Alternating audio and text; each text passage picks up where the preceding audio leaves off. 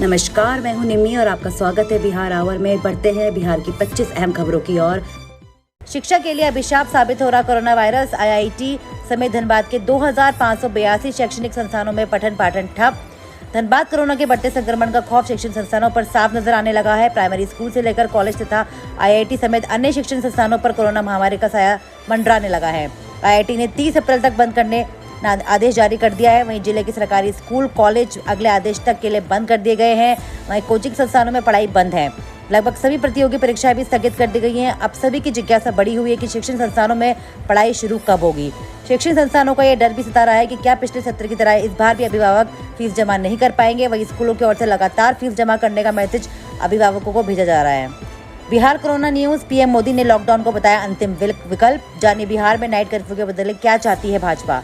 प्रधानमंत्री नरेंद्र मोदी ने सभी राज्यों को सलाह दिया है कि वे लॉकडाउन के अंतिम विकल्प माने। इस बीच बिहार भाजपा में नाइट कर्फ्यू लागू करने के फैसले को लेकर नाराजगी देखी जा सकी है। सीएम नीतीश कुमार ने सोमवार को पूरे बिहार में रात 9 बजे से लेकर सुबह 5 बजे तक कर्फ्यू लगाने का आदेश दिया, जिसके बाद भाजपा के अंदर इस फैसले को लेकर विरोधाभास दिखा। कोरोना के इलाज में रामबाण नहीं है। रेमडेसिविर किस हालात में करता है असर। बिहार में कितने मरीजों को मिला लाभ, जाने पूरा सच। बिहार में कोरोना के मामले तेजी से बढ़ते जा रहे हैं। वही कोरोना के दूसरे लहर के संक्रमण की चपेट में पड़े कोरोना मरीजों के बीच रेमडेसिविर इंजेक्शन की डिमांड अचानक तेजी से बढ़ गई है। दवा की मांग का असर कुछ ऐसा हुआ है कि देखते ही देखते दवा बाजार से गायब हो गई है।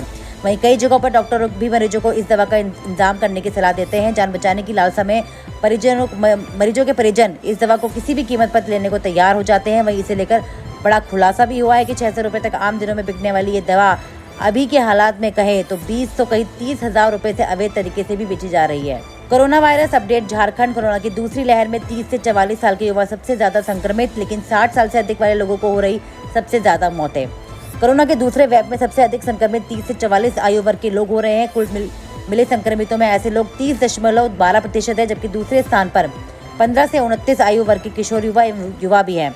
ऐसे 26.74% युवा है जो संक्रमित हो रहे हैं। हालांकि मौत की बात करें तो 60 वर्ष से अधिक आयु के लोगों को कोरोना से अधिक मौत हुई है। ऐसे लोगों का प्रतिशत 50.18 है। स्वास्थ्य विभाग के इंटीग्रेटेड डिसीज सर्विलांस प्रोग्राम ने ऐसे आयु वर्ग का आकलन भी किया है। जानकारी के अनुसार 1 मार्च से 16 मार्च तक कुल 37,054 संक्रमित मिले हैं, जिनमें सर्वाधिक संख्या 30 से 44 आयु वर्ग के है, जबकि 15 से 29 आयु वर्ग के 9,907 है। वहीं 45 से 60 आयु वर्ग के 8,777 यानी कि 23.68% है, जबकि 60 से अधिक आयु वर्ग के 5,538 यानी कि 14.95% है। बिहार में सैकड़ों डॉक्टर व स्वास्थ्य कर्मियों को हो चुका है कोरोना पॉजिटिव। मुश्किल में घिरी सूबे की स्वास्थ्य व्यवस्था। सूबे में कुल 10,455 नए कोरोना मरीज पाए गए हैं। वही मरीजों की संख्या अस्पतालों में भी अब दबाव बढ़ने लगा है। मरीजों के परिजन आनन फानन में मरीज को लेकर अस्पताल से पहुंच रहे हैं, लेकिन अव्यवस्था के कारण उन्हें काफी परेशानी हो रही है। जिन मरीजों को बेड मिल पा रहा है वो सही इलाज नहीं मिल पा रहा है, जिनकी एक बड़ी वजह प्रदेश भर में बड़ी संख्या में मरीजों के इलाज में जो डॉक्टर व हेल्थ कर्मियों का कोरोना की जद में आकर संक्रमित होना है। बिहार में डॉक्टर समेत अन्य स्वास्थ्य कर्मी कोरोना पॉजिटिव हो रहे हैं, जिसमें सूबे का स्वास्थ्य व्यवस्था बुरी तरह से चरमराकर वेंटिलेटर पर आ गया है। खासकर राजधानी पटना में इसका असर यहाँ के सरकारी और प्राइवेट अस्पतालों पर अधिक देखने को मिल रहा है। बड़े अस्पतालों में जांच व इलाज प्रभावित हो रहे हैं। कई क्लिनिक व अस्पतालों के 90% स्टाफ कोरोना पॉजिटिव हो गए हैं। Corona impact. बिहार के बैंकों में 10 बजे से 2 बजे तक ही लेन देन, 50% कर्मचारी ही करेंगे काम। पटना कोरोना की दूसरी लहर के प्रसार को रोकने के लिए राज्य स्तरीय बैंकर समिति ने सभी बैंकों में लेन देन का सुबह 10 बजे से 4 बजे के स्थान पर सुबह 10 बजे से 2 बजे तक का करने का निर्णय ले लिया है। ये निर्णय 22 अप्रैल से प्रभावी होगा। एसएलबीसी ने इसकी सूचना राज्य सरकार से भेजकर गाइडलाइन में भी संशोधन करने का आग्रह किया है। फ्री में 12 करोड़ लोगों के बीच मास्क बांटेगी नीतीश सरकार। सम्राट चौधरी ने कहा, गाँव के हर घर में 6 लोगों को दिया जाएगा मास्क। पटना पंचायती राज विभाग के मंत्री सम्राट चौधरी ने मंगलवार को कहा कि राज्य के 12 करोड़ लोगों के बीच मास्क का वितरण किया जाएगा। हर ग्रामीण परिवार को 6 मास्क दिए जाएंगे। प्रत्येक मास्क की कीमत जीएसटी को जोड़कर अधिकतम 15 रुपए होगी। इस संबंध में उन्होंने मंगलवार को बैठक कर वीडियो कॉन्फ्रेंसिंग के माध्यम से सभी डीएम, डीडीसी और जिला पंचायती राज पदाधिकारियों को ये निर्देश दिया। उन्होंने कहा कि इस कार्य में ग्राम पंचायतों के पास उपलब्ध 5,018 करोड़ की राशि का उपयोग किया जाएगा। हरिद्वार कुंभ से आई महिला के गोपालगंज में तोड़ा दम, तो प्रशासन के छूटे पसीने। गाँव के 40 लोगों की हुई कोरोना जाँच। बिहार के गोपालगंज जिले में हरिद्वार के कुंभ से लौटी एक महिला की मौत के बाद हड़कंप मच गया। पूरे गांव में फैल हुई कि महिला की मौत कोरोना वायरस संक्रमण के कारण हुई है। चर्चा फैलती प्रशासन तक पहुंचने के तुरंत मेडिकल टीम गांव में जा पहुंची। इसके बाद मरने वाली महिला के साथ आसपास रहने वाले 40 अन्य लोगों को भी कोरोना जांच करवाई गई। प्रशासन ने तत्काल महिला के घर के पास माइक्रो कंटेनमेंट जोन बनाने का निर्देश दिया है। मामला थावे प्रखंड के एक गाँव का है। गांव की 6 महिला गई थी कुंभ मेले में स्नान करने को। जानकारी के अनुसार वृंदावन मोजे गांव की बिंदा देवी अपने गांव की 5 अन्य महिलाओं के साथ हरिद्वार के कुंभ मेले में स्नान करने गई थी। वहां से घर लौटने के बाद 70 वर्षीय महिला की सोमवार को मौत हो गई। महिला की मौत की सूचना मिलते ही बीडीओ मनीष कुमार सिंह के अलावा सीओ गणेश झा व चिकित्सा प्रभारी अविनाश कुमार स्वास्थ्य विभाग की टीम के साथ मृत महिला के घर पहुंचे। बिहार में कोविड गाइडलाइन तोड़ने पर एक दिन में 7.24 लाख जुर्माना, 4 गिरफ्तार।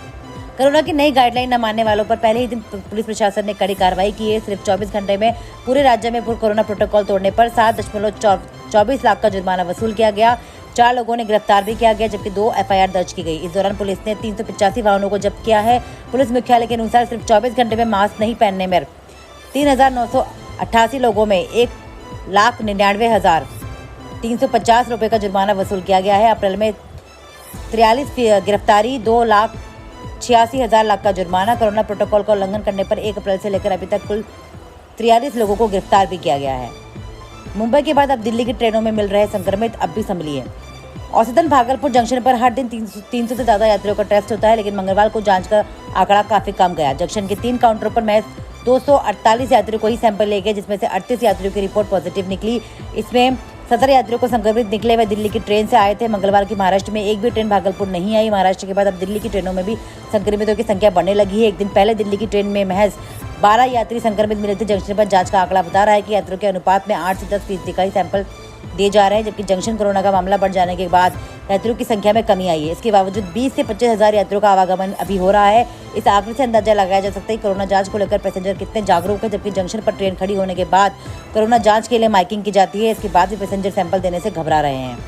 बिहार में एक और बिजली उत्पादन परियोजना को केंद्र की मंजूरी, दूसरे राज्यों पर निर्भरता होगी कम। केंद्र सरकार ने बिहार की बहुउद्देशीय डागामारा बिजली परियोजना को मंजूरी दे दी है। सुपौल जिले में स्थापित होने वाली इस परियोजना में 130 मेगावाट बिजली का उत्पादन होगा। ऊर्जा मंत्री विजेंद्र यादव ने इस परियोजना को सैद्धांतिक मंजूरी मिलने पर केंद्रीय ऊर्जा मंत्री आर.के. सिंह व मुख्यमंत्री नीतीश कुमार के प्रति आभार जताया है। कोसी नदी के पानी का इस्तेमाल इन बिजली परियोजना के लिए किया जाएगा। बाढ़ प्रभावित सुपौल व उसके आसपास के जिलों को एक प्रोजेक्ट में कई तरह के फायदे होंगे। ऊर्जा मंत्री का कहना है कि डागमारा प्रोजेक्ट के अस्तित्व में आने के बाद बिहार में ऊर्जा के मद के होने वाली संपूर्ण खर्च में कमी आएगी। इस प्रोजेक्ट की लागत 2,400 करोड़ रुपए है। बिहार वेदर फोरकास्ट, अगले 4 दिनों तक बिहार में रहेगी मौसमी उथल-पुथल, आंधी और पानी से मिलेगी हीट वेव से राहत। बिहार में अगले 4 दिन मौसमी उथल-पुथल हो रहेगी। इसकी वजह से 24 अप्रैल तक प्रदेश के अधिकतर हिस्से में आंधी पानी आने की आशंका है। मेघ गर्जन और उमस भी रहेगी। हालांकि इसकी वजह से प्रदेश में लू अथवा हीट वेव की संभावनाएं फिलहाल टल गई हैं। रामनवमी स्नान, आज श्रद्धालुओं को इन नियमों का पालन करना होगा। रामनवमी स्थान पूर्व की सुरक्षा व्यवस्था के लिए मेला अधिष्ठान और पुलिस ने पूरी तैयारी कर ली है। स्नान के लिए आने वाले श्रद्धालुओं को कोरोना गाइडलाइन का पालन करना होगा। बाहर से आने वाले श्रद्धालुओं को RT-PCR की नेगेटिव रिपोर्ट अनिवार्य होगी। पुलिस प्रशासन ने कुंभ मेला क्षेत्र को एक सुपर जोन, 4 जोन और 12 सेक्टरों में बांटकर पुलिस बल की ड्यूटी लगा दी है। इन जोन में प्रभारी अधिकारी के तौर पर पुलिस अधीक्षक और सेक्टरों में पुलिस उपाध्यक्ष को नियुक्त किया गया है। कोरोना के कारण पटना में एयर एम्बुलेंस में भी महंगी हो गई सड़कों का खटारा। एम्बुलेंस पटना से एयर एम्बुलेंस से दिल्ली जाना हो तो 2.5 से 6 लाख रुपए में काम चल जाएगा, लेकिन सड़क मार्ग से जाए तो एम्बुलेंस को मौजूदा दर पर 7 से 8 लाख रुपए से देने पड़ जाएंगे। कोरोना संक्रमण काल में एम्बुलेंस संचालक मनमाना किराया वसूल रहे हैं और लोगों को मजबूरी में देना भी पड़ रहा है। 8-10 किलोमीटर की दूरी के लिए 6 से 7 हज़ार रुपये तक की मांग की जा रही है, यानी कि प्रति किलोमीटर 600 से 700 रुपये, वह भी सामान्य एम्बुलेंस के लिए। उपकरणों से लैस है तो 1000 से 1200 रुपये भी देने पड़ जाएंगे। इस हिसाब से दिल्ली जाना पड़ा तो कम से कम 7 से 8 लाख का बिल तो बन ही जाएगा। बिहार साइबर ठगों ने एक पिज्जा के लिए ठग लिए 26,000। दानापुर पिज्जा का ऑर्डर देना एक व्यक्ति को महंगा पड़ गया। साइबर ठगों ने उसे डिस्काउंट का ऑफर का झांसा देकर उसके डेबिट कार्ड से धनाधन 3 बार में करीब 26,000 रुपये उड़ा लिए। ये घटना रुपसपुर थाना क्षेत्र के राम जयपाल नगर निवासी निहाल नाथ चौधरी के साथ घटी। उन्होंने इस संबंध में लिखित शिकायत भी की है। MS धोनी के माता पिता पॉजिटिव, दोनों को रांची के प्राइवेट अस्पताल में भर्ती कराया गया। डॉक्टर्स बोले दोनों की तबीयत ठीक है। इंटरनेशनल क्रिकेटर महेंद्र सिंह धोनी के पिता पान सिंह धोनी और माता देवी कोरोना संक्रमित पाए गए हैं। दोनों की रांची के एक प्राइवेट अस्पताल में भर्ती कराया गया है। डॉक्टर्स के मुताबिक दोनों की स्थिति अभी ठीक है। उनका ऑक्सीजन लेवल भी अभी सामान्य है। CT स्कैन कराया गया है, जिससे मालूम चलता है कि अभी संक्रमण फेफड़ों तक नहीं पहुंचा है। Hina Khan father dead. TV actress Hina Khan के पिता का निधन। हिना खान के पिता का अचानक निधन हो गया है। एक्ट्रेस हिना खान के पिता को मंगलवार को दिल का दौरा पड़ने से निधन हो गया। दुख की बात यह कि पिता के निधन के वक्त हिना खान उनके करीब नहीं थी। वह शूटिंग के चलते कश्मीर चली गई हुई थी, लेकिन जैसे ही उन्होंने अपने पिता की खबर मिली, वह तुरंत मुंबई लौट आई। एयरपोर्ट पर हिना को स्पॉट किया गया और वह काफ़ी भावुक थी, क्योंकि हिना अपने पिता के बेहद करीब भी थी। हाल ही में पूरा परिवार लॉकडाउन के बाद लंबे वेकेशन पर भी गया था। देश में कोरोना की बेकाबू रफ्तार। 24 घंटे में करीब 3 लाख नए मामले, 2023 लोगों की गई जान। देश में कोरोना वायरस की रफ्तार बेकाबू हो गई है। फिलहाल इससे कोई कमी के कोई आसार नजर नहीं आ रहे हैं। संक्रमण के नए मामले बेहद तेजी से आगे बढ़ रहे हैं। इसके साथ ही मरने वालों की संख्या में भी बेहिसाब इजाफा देखने को मिल रहा है। बीते एक दिन में कोरोना संक्रमण के अब तक के सर्वाधिक 2.95 लाख से अधिक नए मामले सामने आए हैं और इस दौरान 2000 से अधिक लोगों की जान भी चली गई है। ज्यादातर नए मामले 10 राज्यों में ही पाए गए हैं। महाराष्ट्र, उत्तर प्रदेश और दिल्ली में संक्रमण की स्थिति बेहद गंभीर बनी हुई है। सबसे ज्यादा जाने इन्हीं राज्यों में के मामले सामने आ रहे हैं। फाइट अगेंस्ट कोविड-19 इन दिल्ली। समय पर जेटीबी अस्पताल में ऑक्सीजन सिलेंडर पहुंचकर 500 मरीजों की बचाई जान। कोरोना वायरस संक्रमण का कहर इस कदर है कि लोग अपनी जान गंवा रहे हैं, लेकिन वही मरीजों की सांसों की डोर न टूटे, इसकी हर संभव कोशिश भी की जा रही है। इसी कड़ी में पूर्वी दिल्ली के गुरु तेग बहादुर अस्पताल में ऑक्सीजन की कमी के चलते 500 कोरोना पीड़ित मरीजों की सांसों की डोर न थमे, इसलिए समय पर ऑक्सीजन टैंकर पहुंचाकर सभी की जान बचाई गई। टाटा ग्रुप करेगा ऑक्सीजन ट्रांसपोर्ट करने वाले 24 कंटेनर का आयात। ऑक्सीजन की किल्लत दूर करने से मिलेगी मदद। टाटा ग्रुप लिक्विड ऑक्सीजन को एक जगह से दूसरी जगह ले जाने के लिए 24 क्राई ऑर्गेनिक कंटेनर्स आयात करेगा। समूह इन कंटेनर्स के जरिए देश में ऑक्सीजन की सप्लाई करेगा। इससे देश भर में ऑक्सीजन की किल्लत को दूर करने में थोड़ी मदद मिलेगी। उल्लेखनीय है कि देश में कोविड-19 के बढ़ते मामलों के बीच ऑक्सीजन की बहुत अधिक किल्लत पैदा हो गई है। टाटा समूह ने इस सोशल मीडिया पोस्ट के जरिए इस बात की जानकारी दी है। एयर इंडिया का बड़ा फैसला। 24 से 30 अप्रैल के बीच भारत ब्रिटेन की सभी उड़ानें रद्द।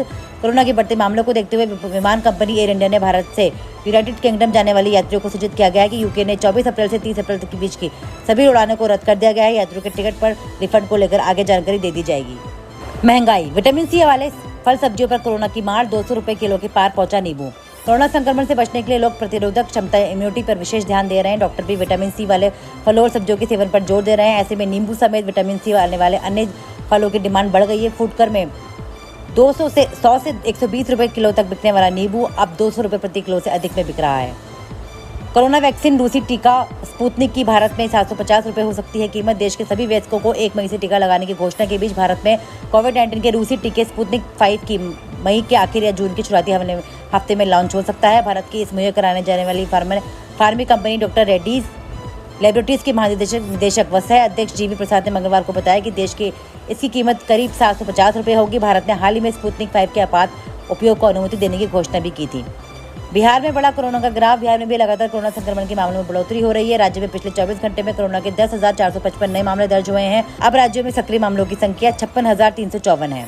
अस्पतालों में नहीं मिल रहे रेमडेसिविर। बाजार में 15 से 30 हजार रुपए में बेची जा रही है। बिहार में कोरोना संक्रमितों के इलाज में काम आने वाली महत्वपूर्ण दवा रेमडेसिविर की कालाबाजारी की शिकायतें मिल रही है। राज्य की सबसे बड़ी गोविंद मित्रा रोड स्थित दवा मंडी के सूत्रों के अनुसार संक्रमित मरीज का नकली पुर्जा या फोटो स्टेट पुर्जा तैयार या दवा मंडी के दलाल और कालाबाजारी में संलिप्त सामाजिक तत्व रेमडेसिविर के उच्च दामों पर बेच रहे हैं। 5 से 30 हजार रुपए में बेची जा रही है रेमडेसिविर। राज्य में रेमडेसिविर दवा की कालाबाजार में मुंह मांगी कीमत वसूली जा रही है। हालांकि केंद्र सरकार ने अलग अलग कंपनियों की रेमडेसिविर दवा की कीमत निर्धारित कर दी है। इसके बावजूद 15 से 30 हजार रुपए में इसकी कालाबाजारी की जा रही है। आज की खबरों में इतना ही। कल की खबरों के लिए हमारे साथ जुड़े रहें। चैनल को सब्सक्राइब करना ना भूलें। सुरक्षित रहें, स्वस्थ रहें। धन्यवाद।